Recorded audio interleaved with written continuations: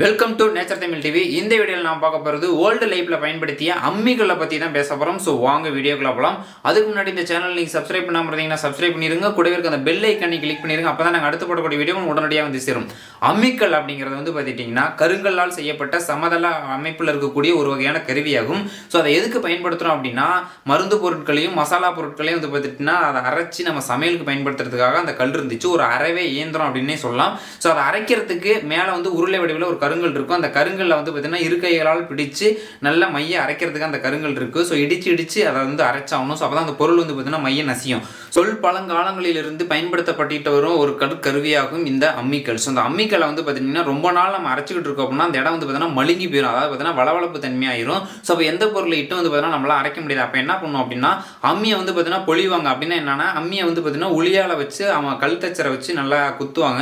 So அப்படி குத்தும்போது சிறு சிறு ஓட்டைகளாக போடுவாங்க. அப்படி போடும்போது வந்து பார்த்தீங்கன்னா மறுபடியும் உராய்வு தன்மை ஏற்படக்கூடிய ஒரு கல்லாக மாறிடும். ஸோ அதுக்கப்புறம் நம்ம எந்த பொருள் இட்டு அரைச்சாலும் அப்படின்னு வந்து பார்த்துட்டிங்கன்னா நல்லா மைய அரையும். ஆனால் இப்போ வந்து பார்த்துட்டிங்கன்னா அந்த மாதிரி பயன்படுத்துகிறோமானா பயன்படுத்துறது இல்லை. ஸோ அதுக்கு முன்னாடி அம்மிக்கல் அப்படிங்கிறது வந்து பார்த்துட்டிங்கன்னா ஒரு கிட்டத்தட்ட எவ்வளோ வெயிட் இருக்கும் அப்படின்னு பார்த்தீங்கன்னா அந்த குலைவுகள் இல்லாமல் 40 கிலோ இருக்கும் தோராயமாக. அதுக்கப்புறம் அந்த குலைவுகள் சேர்த்தோம்னா 50-55 கிலோ இருக்கும் அந்த அம்மிக்கல்லும் அந்த குலைவையும் சேர்ந்த ஒரு வெயிட். ஸோ அதை வந்து பார்த்துட்டிங்கன்னா நம்ம கற்காலத்தில் வந்து பார்த்தீங்கன்னா எல்லாருமே பயன்படுத்திட்டு வந்திருக்காங்க. ஆனால் இப்போயும் அது வந்து இருக்குது. இப்போயும் வந்து பார்த்தீங்கன்னா கிராமப்புறங்கள்லாம் வந்து பார்த்துட்டிங்கன்னா அந்த மசாலா பொருட்களை அரைக்கிறதுக்கும் சரி மஞ்சள் இந்த சீரக மிளகுலாம் அரைக்கிறதுக்கு வந்து பார்த்தீங்கன்னா சமையலுக்கு அந்த அம்மிக்கல்லை வந்து பார்த்தீங்கன்னா இன்னமும் யூஸ் பண்ணிக்கிட்டு தான் இருக்காங்க.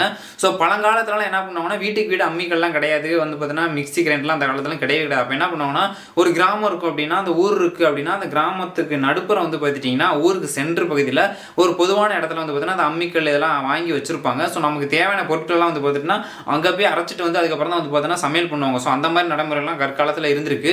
ஸோ ஆனால் இப்போ வந்து பார்த்தீங்கன்னா வீட்டுக்கு வீடு கொஞ்சம் காலம் மாற வீட்டுக்கு வீடு வந்து பார்த்துட்டிங்கன்னா அந்த அம்மிக்கல்லை வாங்கி வச்சிருந்தாங்க. ஸோ அதுக்கப்புறம் அந்த காலம் மாறி இப்போ என்ன பண்ணுறோம் அப்படின்னா அதெல்லாம் வந்து பார்த்தீங்கன்னா இல்லவே இல்லை. ஸோ ஆதி காலத்தில் வந்து பார்த்துட்டிங்கன்னா அம்மி மிதித்து அப்படின்னு சொல்லிட்டு பார்த்தீங்கன்னா கல்யாணம் பண்ணுவாங்க, மேரேஜ் பண்ணுவாங்க இந்து முறைப்படி. ஸோ இப்போ வந்து பார்த்திங்கன்னா அம்மி மிதித்து அருந்ததி பார்த்து அப்படிங்கிறப்பல அந்த பார்த்தீங்கன்னா இந்து சமய முறைப்படி இன்னமும் திருமணம் செஞ்சுக்கிட்டு தான் இருக்காங்க. ஸோ அந்த மாதிரி அம்மிக்கு வந்து பார்த்தீங்கன்னா ஒரு வரலாறே பெரிய அளவில் இருக்குது. ஸோ அப்படி இருக்கும்போது அம்மிக்கல்லை வந்து பார்த்தீங்கன்னா இப்போ பயன்படுத்துகிறோமா அப்படின்னா இல்லவே இல்லை.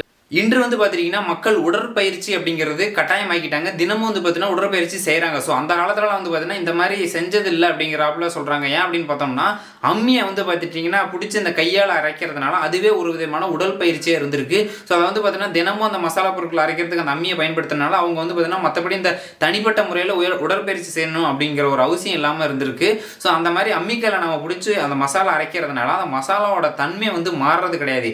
இயற்கையோட அந்த இயற்கை காற்றோட நம்ம அரைக்கக்கூடிய அந்த மசாலாவோட தன்மை வந்து பார்த்துட்டிங்கன்னா அப்படியே இருக்கும், மாறவே மாறாது. ரொம்ப நாள் வந்து பார்த்தீங்கன்னா கெட்டு போகாமல் இருக்கும். அதாவது ரொம்ப நாள் அப்படின்னா ரொம்ப நேரம் கெட்டு போகாமல் இருக்கும்.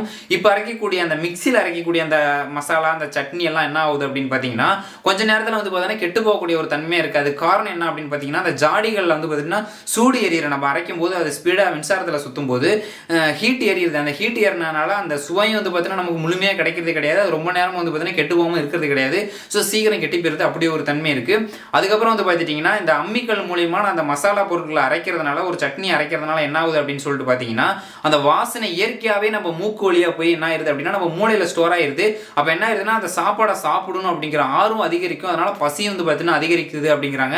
ஒரு ஜாடியில் போட்டு மூடிட்டு அரைக்கும் போது அதோட வாசனை வந்து பார்த்தீங்கன்னா வெளியே வராது. நம்ம வந்து அதை திறக்கும் போது என்னன்னா ஒரு மாதிரியான ஹீட்டு தான் வெளியே வரும் ஒழிஞ்சு அதோட வாசனை உண்மையான வாசனை வராது அப்படின்னு தான் சொல்லணும். ஸோ ஒரு பிரபலமான யூடியூப் சேனல் கூட இருக்குது, வில்லேஜ் குக்கிங் சேனல் அப்படின்னு சொல்லிட்டு. அந்த சேனல் வந்து பார்த்தீங்கன்னா இயற்கையான முறைப்படி அம்மியை பிடிச்சி தான் அந்த மசாலா பொருட்களை அரைச்சி வைப்பாங்க. அந்த குழம்போட டேஸ்ட் வேற லெவலில் இருக்கும். அந்த சேனல் வந்து பார்த்தீங்கன்னா வேற லெவலில் பாப்புலர் ஆனிச்சு. ஸோ அவங்க பாப்புலர் ஆனதுக்கு அம்மிக்கல் ஒரு விதத்தில் காரணம் அப்படின்னு சொன்னால் எந்த விதமான ஒரு மாற்று கருத்தும் இல்லை. அவங்களோட திறமை அடுத்த பக்கம், அதாவது பார்த்தீங்கன்னா அவங்களோட திறமையை வந்து குறை சொல்லவே முடியாது. ஸோ அந்த திறமைக்கு ஒரு சின்ன பொருளாக இருக்கக்கூடியது அந்த அம்மிக்கல். அவங்க வந்து எல்லா வீடியோலும் பார்த்தீங்கன்னா அம்மிக்கல் இல்லாமல் ஒரு வீடியோ கூட போட மாட்டாங்க. ஏன்னா எல்லா வீடியோலும் பார்த்தீங்கன்னா அம்மிக்கல்லை கொண்டே அந்த மசாலா பொருட்களை எல்லாமே அரைச்சிருவாங்க. ஸோ அப்படி ஒரு தனி பெரும்பான்மையான ஒரு மதிப்புமிக்க ஒரு அம்மிக்கல்லை பற்றி தான் அந்த வீடியோவில் பேசியிருக்கோம். ஸோ அம்மிக்கல்லை வந்து பார்த்தீங்கன்னா நீங்கள் முன்னாடி யூஸ் பண்ணியிருப்பீங்க ஒரு 80s 90sலாம் 2000 கூட யூஸ் பண்ணியிருப்பீங்க. அதுக்கப்புறம் வந்து பார்த்தீங்கன்னா அந்த கிரைண்டர் மிக்சி இந்த மாதிரிலாம் அதிக அளவில் வர ஆரம்பிச்சிருச்சு. ஸோ அதுக்கப்புறம் நீங்கள் வந்து பார்த்தீங்கன்னா அம்மியை பிடிச்சி நீங்கள் மசாலா அரைக்கிறீங்களா அப்படின்னா தெரியல. ஸோ அரைக்கிறீங்க அப்படின்னா கமெண்ட் பண்ணுங்கள்.